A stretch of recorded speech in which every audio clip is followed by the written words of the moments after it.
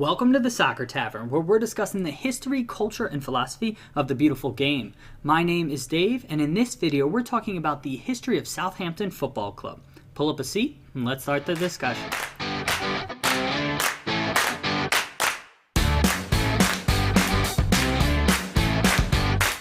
Southampton FC is located in the eastern central part of the city of Southampton.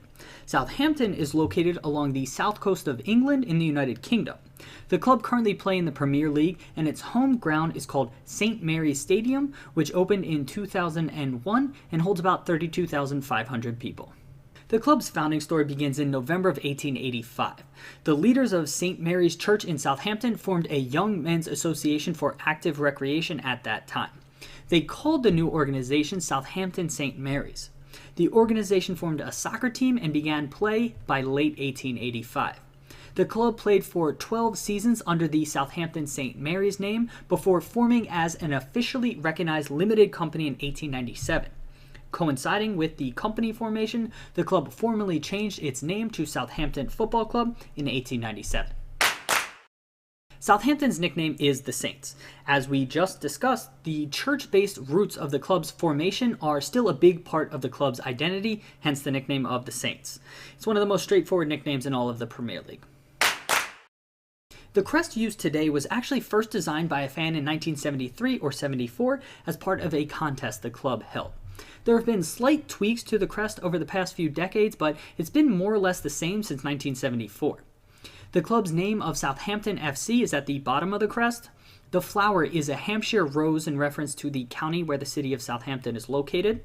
The blue wavy lines represent the sea and local docks, as Southampton has historically been and still is an incredibly important port city for England. The tree is a reference to the nearby forest. The scarf at the top of the crest represents the fans. The soccer ball is a reference to the sport which the club plays, and the halo at the top of the crest is a nod back to Southampton's founding by church members of St. Mary's. Let's discuss two important events in the club's history in this section. First up, in the 1965-66 season, Southampton earned promotion to the First Division for the first time in the club's history. Draws against Leyton Orient and Second Division winners Manchester City in the final two matches of the season in May of 1966 were enough for the squad to finish in second place and secure promotion to the top flight. It was a joyous moment for the club and its fans. The second event I want to discuss is the most memorable day in Southampton Football Club's history. It came about 10 years later on May 1st, 1976. Southampton, then a second division side, won the FA Cup for the first time in its history. It was an incredible 1-0 victory over overwhelming favorites Manchester United. The Saints' lone goal was scored that day by Bobby Stokes late in the match to secure a shock victory. The Queen of England physically awarded the trophy that day, which was the last time that the FA Cup was awarded by the Queen herself.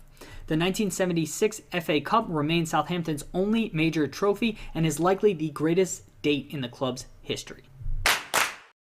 The song The Bells of St. Mary's was written specifically for Southampton FC supporters in 1950, but jazz became popular shortly after the song was written.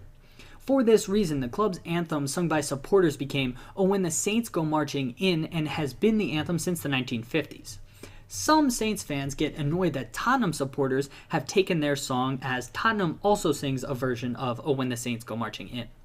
Due to Tottenham's recent success and popularity, some people these days are associating the anthem more with Tottenham, even though Saints have more of a rightful claim to the anthem in their eyes. Let's discuss 5 players in this section. First up, Kevin Keegan was twice European Player of the Year, and he shockingly joined Southampton in 1980 ahead of joining Barcelona or Real Madrid. Although he was only with the club for 3 seasons, he managed to score 37 goals. Alan Shearer is regarded as the best striker in Premier League history. His record of 260 goals in the Premier League still stands today. Although he is more well known for his time at Blackburn Rovers and Newcastle United, he began his professional career at Southampton. Shearer scored a hat-trick at 17 years old for the Saints against Arsenal. He struggled for the next few seasons at the professional level before breaking out in the 1991-1992 season at 21 years old. He scored 21 goals in all competitions that season. That enticed Blackburn to pay an English record at that time transfer for him. He went on to have a legendary career. Next up, Matt Le Tissier likely had the greatest Southampton career of any player. He's an absolute legend for the club, spending his entire 16-year playing career with the Saints. He scored 209 goals in 540 appearances for the club and earned the nickname of Le God from supporters. Le Tissier was known for scoring spectacular goals throughout his career and was a fantastic player for the club. Gareth Bale is one of the most famous modern Southampton players. He joined the Southampton Satellite Academy in Bath at 9 years old and signed for the first team in 2006 at 16 years old.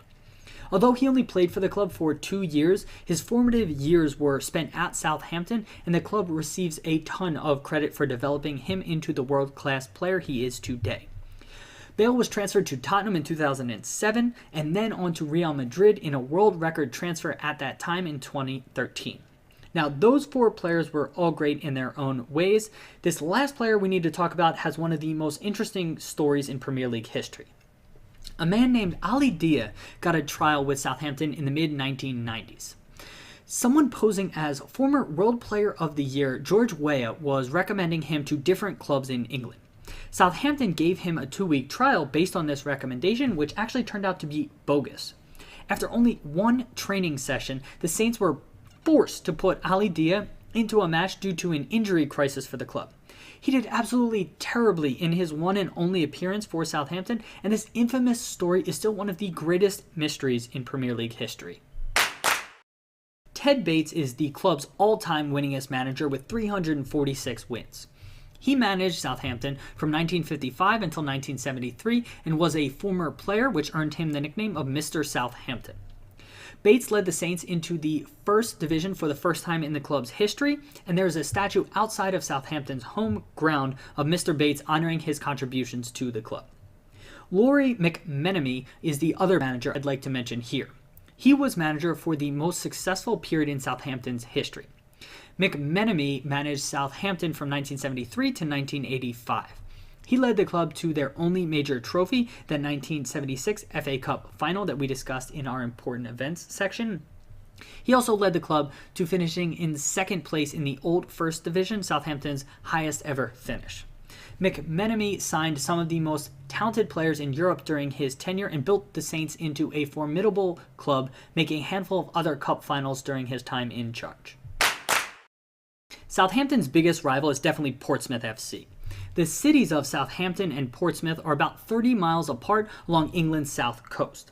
The clubs haven't met too many times on the pitch, relatively speaking, in their 100-plus year existence, which has actually helped fuel this rivalry. It started to really pick up steam in the 1950s and 60s when Portsmouth was falling down the divisions and Southampton was rising up the divisions. There was some resentment built up among fans at this time, and hooliganism started to come into English soccer in the late 1960s. The resentment, coupled with the violence brought on by hooligans, took the rivalry into a fierce derby. Since the clubs haven't met too often over the years, that pent-up aggression and hatred from the rivalry really explodes whenever they do meet. So even though Portsmouth is in the lower divisions while Southampton is in the Premier League right now, the rivalry doesn't look to be dissipating anytime soon.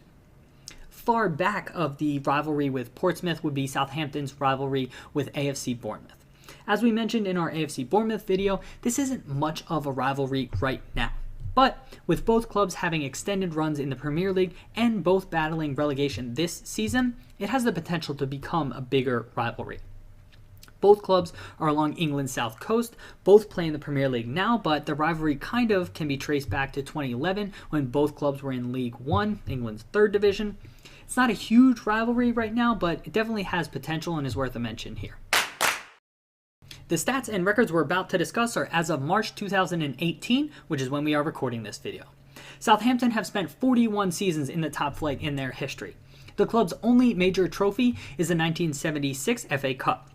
The club's record first-team league appearance holder is Terry Payne with 713 appearances. The club's record league goal scorer is Mike Channon with 185 goals. The Saints' record transfer purchase was Guido Carrillo from AS Monaco on January 25, 2018 for about £19 million. And the club's record transfer sale was Virgil van Dijk to Liverpool FC on January 1st, 2018 for about £75 million. And one last interesting fact about the club, on October 22nd, 1988, Southampton fielded Danny, Rodney, and Raymond Wallace in their match against Sheffield Wednesday.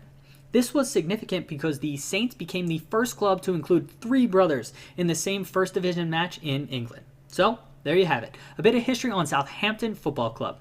Let's continue the discussion in the comment section below the video. Thanks for stopping by the Soccer Tavern. Hope to see you again soon. Cheers!